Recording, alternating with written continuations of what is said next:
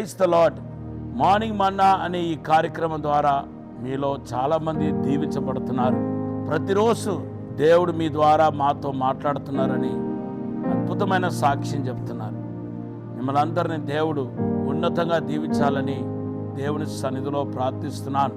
దేవుని బిడ్డలారా, ఈరోజు మీకు వచ్చే ప్రవచన వాక్యం ఏంటంటే, కథ దినాలు ఆత్మీయంగా ఎదుగడత కంటే ఇప్పుడు రెండంతలుగా ఆత్మీయంగా ఎదగబోతున్నారు. చాలా మందికి మీలో దేవుని స్వర వినాలని ఆశపడుతున్నారు. ఖచ్చితంగా దేవుడు తన స్వరాన్ని మీకు వినిపించబోతున్నాడు, మీతో మాట్లాడబోతున్నాడు. మీరు ఎక్కువ ప్రార్థనలు గడపాలని ఏ ఆత్మ అయితే తప్పిస్తుందో వాళ్ళందరూ ప్రార్థనలు గడుపులాగన దేవుడు మనల్ని అభిషేకించబోతున్నానని మాట్లాడుతున్నాడు. ఈరోజు దేవుడు మనకిచ్చిన వాగ్దానం ఏంటంటే, జకర్యా గ్రంథం 12వ అధ్యాయం 10వ వచనం దేవుడు వాగ్దానం చేస్తున్నాడు. ఈరోజు ఈ మార్నింగ్ మన్నాని కార్యక్రమాన్ని ఒక వాగ్దానం ద్వారా మీకు క్లుప్త సందేశాన్ని ఇవ్వాలని చెప్పి ఆశపడుతున్నాను. యోవేల్లో చెప్పబడిన ఈ వాగ్దానాన్ని అపోస్తలుడైన పేతురు పెంతెకోస్తు నాడున జ్ఞాపకం చేస్తున్నాడు. అపోస్తల కార్యం 2వ అధ్యాయం 17వ వచనంలో మీరు చదివితే, మనుషులందరి మీద నా ఆత్మను కుమ్మరిస్తానని వాగ్దానాన్ని చూస్తున్నాం. ఈరోజు ఈ వాక్యం వింటున్న వారు కొంచెంమంది ఫ్యామిలీగా వింటున్నారేమో, కొంచెంమంది ప్రయాణం చేస్తూ వింటున్నారేమో, కూర్చొని వింటున్నారేమో. దేవుని బిడ్డలారా, దేవుడు మీకు ఇచ్చిన వాగ్దానం ఏంటంటే, ఇక్కడ మనుషులందరి మీద నా ఆత్మను కుమ్మరిస్తాను. మనుషులంటే మీ ఫ్యామిలీలో ఉన్న అందరి మీదకి దేవుని ఆత్మ కుమ్మరింపు అనేది జరగబోతున్నాయి. దేవుడి ఆత్మ కుమ్మరింపు ఎందుకంటే ఏదో సేవ చేయటానికి అనేది ప్రారంభం నుండి ఉన్న మాట లేదండి. ఎవరైతే పరిశుద్ధాత్మతో నింపబడుతున్నారో, పెంతెకోస్తు అనుభవంలోనికి వస్తున్నారో, వారి జీవితంలో చెప్పుకోదగిన మార్పు కలుగుతాయి. వాళ్ళ ప్రవర్తన మారుతాయి, వాళ్ళ లైఫ్ స్టైల్ మారుతాయి, వాళ్ళ మాటలు, చూపులు, నడవడికలు అన్నీ మారుతాయి. ఈ యొక్క మార్పు తీసుకొచ్చేవాడు ఎవరంటే పరిశుద్ధాత్మ దేవుడు. పరిశుద్ధాత్మ కుమరింపు అంటే అర్థం ఏంటంటే, పరిశుద్ధాత్మ దేవుడు మనలోనికి రావటం, మనలో నివసించటం, మనతో ఉండిపోవటం. అలాగ పరిశుద్ధాత్మ దేవుడు మనతో ఉన్నప్పుడు ఖచ్చితంగా మన హృదయాన్ని రాతి గుండెను తీసివేసి మాంస గుండెను ఖచ్చితంగా దయచేస్తాడు. మీ యొక్క మట్టి హృదయాన్ని, మీ యొక్క ఏమాత్రం స్పందించలేని మోడుబారిపోయిన మీ హృదయాన్ని దేవుడు తీసివేసి, దేవుని బిడ్డలారా, ఆయన స్వరం వినే, ఆయన యొక్క మాటను లోబడే మంచి హృదయాన్ని పరిశుద్ధాత్మ దేవుడు మనకు దయచేస్తాడు. పేతురులో జరిగిన ఒక మార్పు పెంతెకోస్తు తర్వాత, అంటే పరిశుద్ధాత్మ కుమరింపు తర్వాత పేతురులో కలిగిన ఒక మార్పును ఈ సమయంలో ఈ రోజున మీకు జ్ఞాపకం చేయాలని చెప్పి ఆశపడుతున్నాను. దేవుని బిడ్డలారా, పరిశుద్ధాత్మ కుమరింపు జరిగిన తర్వాత, పెంతెకోస్తు మేడగది అనుభవం తర్వాత అందరిలో ఎవరు చెప్పలేదు మీ ఆస్తిపాస్తులన్నీ తీసుకొచ్చి అపోస్తలు పాదాల దగ్గర పెట్టండి అని చెప్పలేదు. కానీ అందరిలో కలిగిన మార్పు ఏంటంటే, ఇంకా ఈ లోక ఆశ మనలో ఉండకూడదు, ధనాపేక్ష మనలో ఉండకూడదు, ఈ భూసంబంధమైన ఆశ మనలో ఉండకూడదని పరిశుద్ధాత్మను పొందుకున్న ప్రతి ఒక్కరిలో కలిగింది. అందుకోసమే వాళ్ళు ఏం చేశారంటే, వాళ్ళ ఆస్తిపాస్తులన్నీ తీసుకొచ్చి అపోస్తల పాదాల దగ్గర పెట్టేశారు. అంటే దేవుని పాదాల దగ్గర పెట్టేశారు.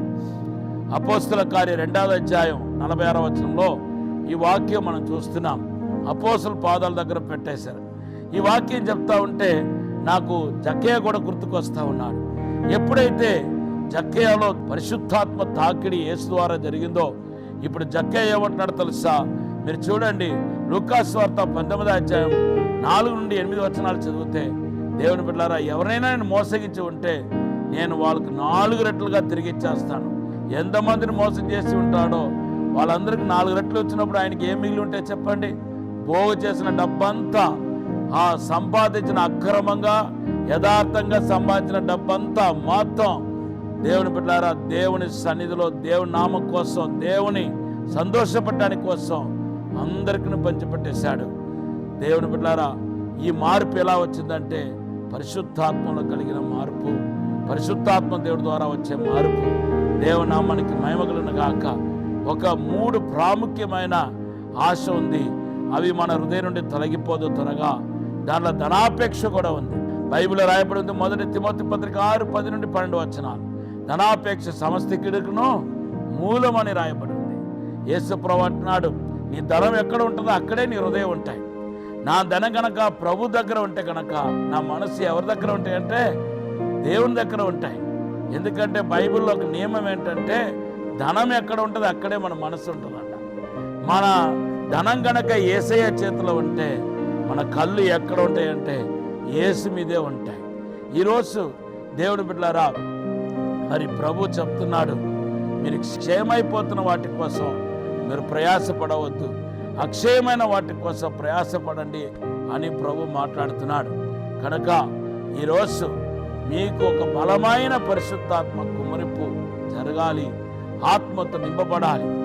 ఇట్లా సంఘంలో ఉన్న కాపర్లు, సేవకులు ఆత్మతో నింపబడాలనే ఉద్దేశంతోనే బలమైన ప్రేరేపణతో మరి ఫిబ్రవరి 2, 3, 4, 4 రోజులు పరిశుద్ధాత్మ సదస్సును రాజమండ్రి దైంజక్ని ఆడిటోరియంలో ఏర్పాటు చేసి ఉన్నాం.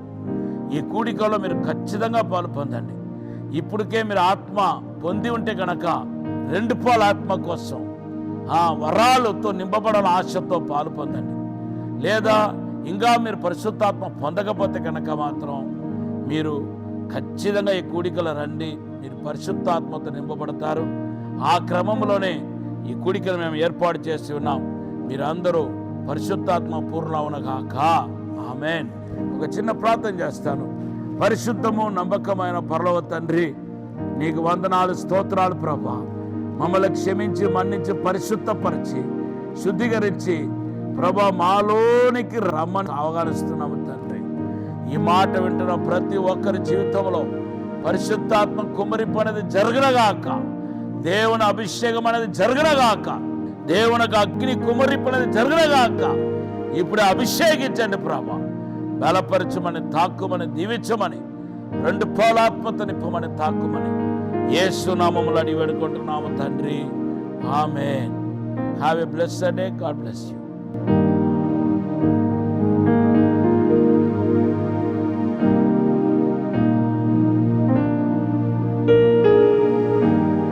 రాజమహేంద్రవరంలో దహించు అగ్ని విస్ఫోటన సదస్సు, యూదా గోత్రపు సింహముల సమావేశం 2026 ఫిబ్రవరి 2, 3, 4, 5 తేదీలలో ప్రతిరోజు ఉదయం 9 గంటల నుండి ప్రారంభించబడును. ముఖ్య ప్రసంగికులు ప్రవక్త టీజో థామస్ గారు కేరళ, డాక్టర్ జయశీలన్ గారు చెన్నై, డాక్టర్ థామస్ గారు, డాక్టర్ శివ థామస్ గారు దహించు అగ్ని మినిస్ట్రీస్ రాజమహేంద్రవరం. రిజిస్ట్రేషన్ ఫీజు 100 రూపాయలు మాత్రమే. దూర ప్రాంత ప్రజలకు భోజనం మరియు వసతి సదుపాయం కలదు. స్థలం దహించు అగ్ని ఆడిటోరియం, నటరాజ్ థియేటర్, రాజమహేంద్రవరం. మరిన్ని వివరాలకు 9494940072 మరియు 73